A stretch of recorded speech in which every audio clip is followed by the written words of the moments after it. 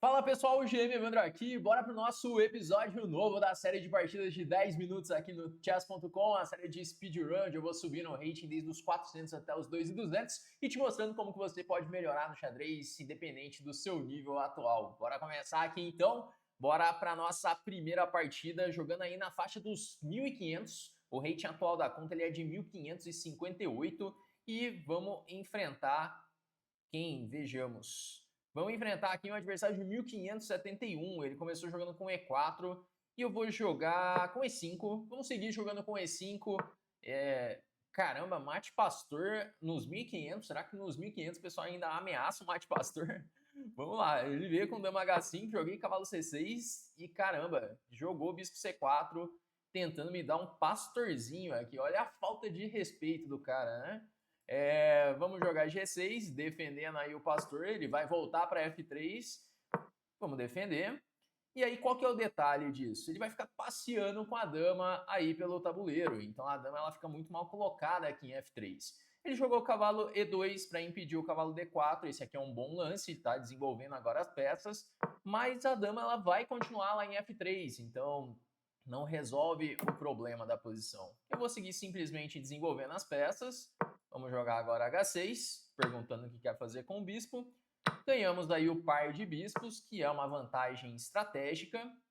Por enquanto não vai ter nada de muito imediato assim na posição, porque apesar dele ter jogado o dama H5 e dama F3, perdendo os dois tempos com a dama, depois ele fez lances de desenvolvimento. Então ele deu uma consertada na posição, não foi aquele mate pastor assim muito capivara que o cara sai entregando tudo depois de ameaçar o pastorzinho. Não, aqui ele ainda foi tirando as peças. Vamos voltar agora o bispo para G7. E eu posso tentar pegar esse bispo agora, pode ser uma ideia, com cavalo A5, assim ficando com os dois bispos, pode ser uma ideia, e que parece bastante interessante.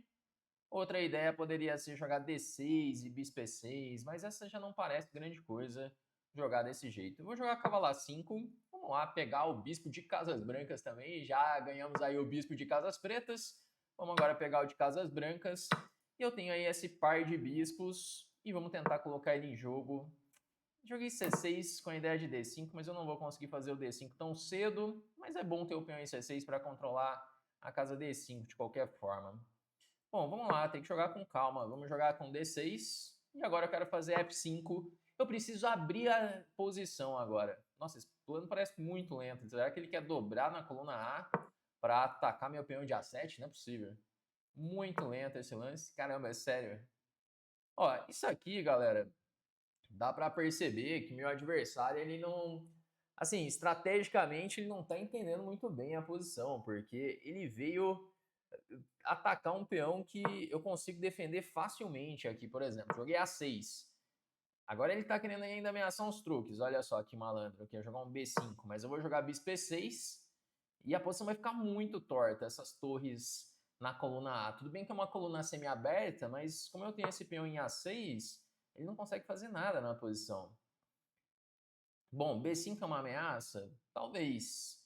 Porque esse peão toma, cavalo toma, eu não posso tomar, que está caindo em A8. Eu posso pensar em jogar um torre C8 para prevenir essa ideia. Vamos lá, vou tirar a torre C8 só para prevenir a ideia de B5. E aí ele fica com essas torres aí tortas no tabuleiro.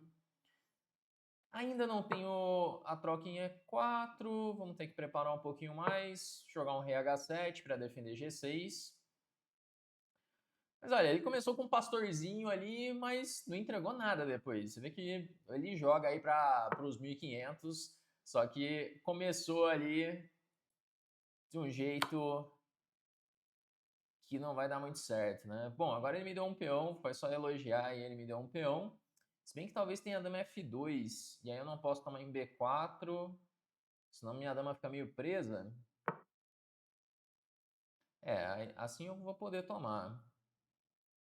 Faço F4 primeiro, é uma ideia, fecha tudo, ou mantém a atenção? Vou manter a atenção, vou simplesmente tomar o peão de B4, ameacei o de B2, agora não tem muitas ameaças na sequência, B5 talvez, peão toma, cavalo toma, É uma ideia, não precisa, é um pouco desnecessário fazer isso.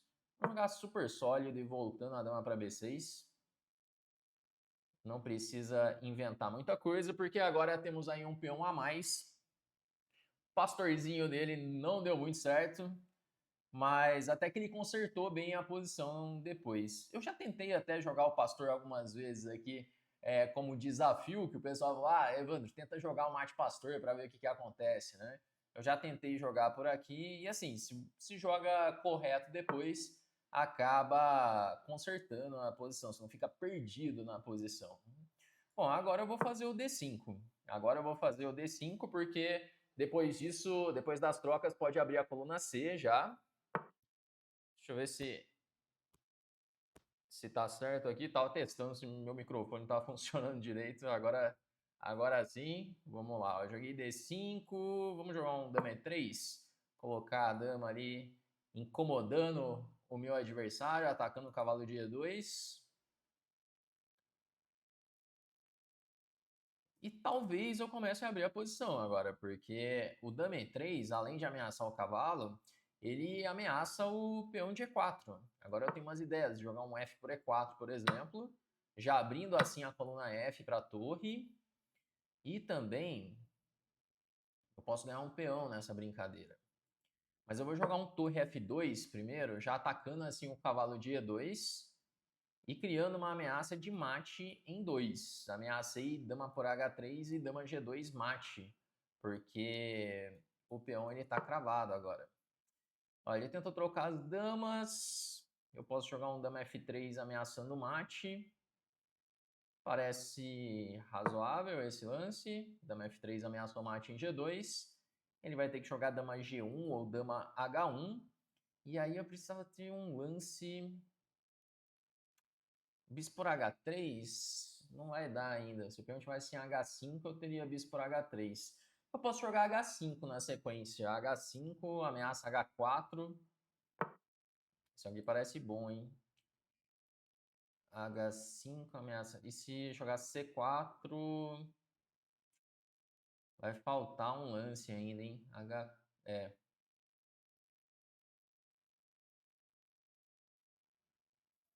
Vai faltar um lance, porque ele vai jogar C4 no próximo para trocar essas torres. E daí eu não vou conseguir dar mate de verdade. É, não, tá faltando um lance aqui. Bom, eu vou jogar o H5 de qualquer jeito. E na pior... também tem torre F1. Esse lance também funciona. Que na pior eu troco mesmo. Ah, eu não posso trocar. Eu não posso trocar em F1. Olha só isso. Ah, não, posso. Torre F1, ele vai tomar de dama. Dama F4, talvez. Meio sem graça a posição, mas eu não tô vendo muita alternativa. Porque H4 ele toma de dama. E aí não tá funcionando. Se eu jogar torre F8, ele vai trocar tudo. Torre toma, rei G1. Vamos lá, vai. Vou tomar em F1 de uma vez. E agora eu tenho a opção de trocar as damas. Vou jogar um dama E3, mantendo um pouquinho mais.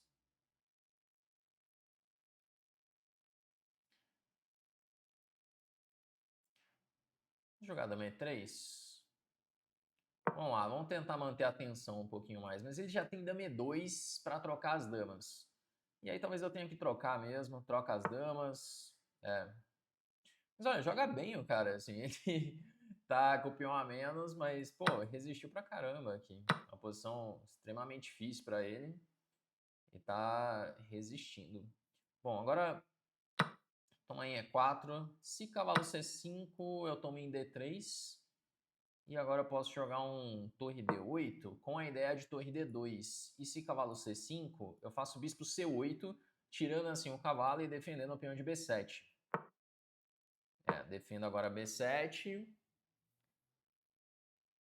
E depois disso, vamos buscar a sétima fileira. Ele pode tentar continuar resistindo na posição, jogar um C4 ou C3.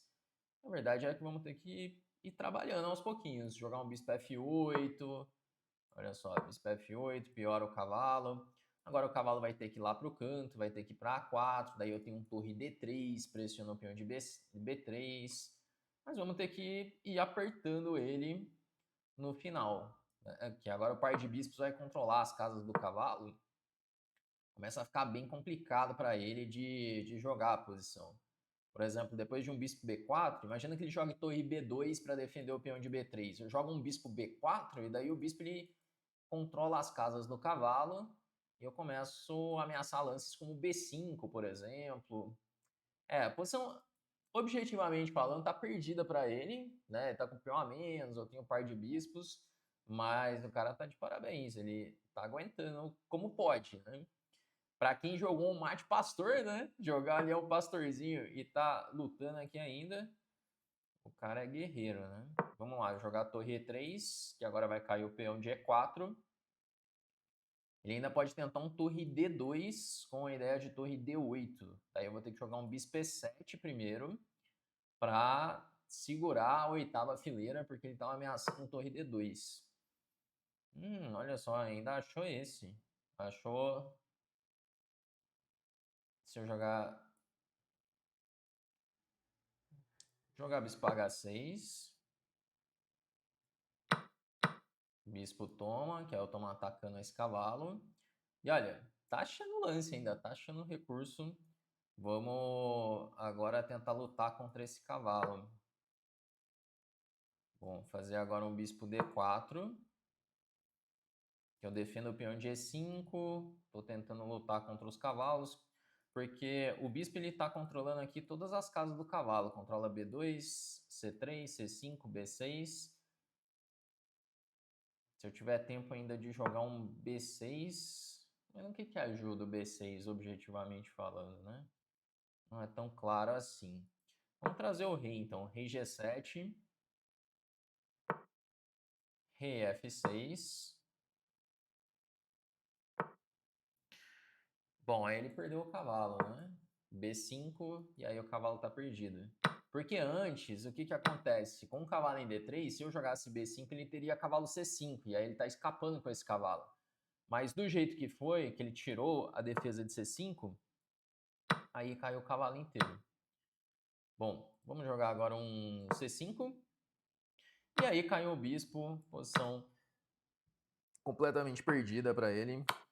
Vamos jogar G5 e passar os peões. Agora é só disparar. E aí ele não vai conseguir segurar esses peões. Jogar bispo A6. Mas olha só, depois até mostrar isso na revisão, você vai ver que assim, o lance dama H5, ali ameaça no pastor, o computador ele vai dar como duvidoso isso, mas ele não chega a dar como perdido. Talvez ele dê uma interrogação até, mas você vai ver que depois de cavalo E2 não tem nada de decisivo ainda na partida. Vamos colocar aqui para ver a revisão, só para você ver o que o computador fala. Que como o cara tá de brancas, ele já tem um tempo a mais, então ele tá gastando um desses tempos, mas depois dá para ir consertando, vai tentando ajeitar ali a posição.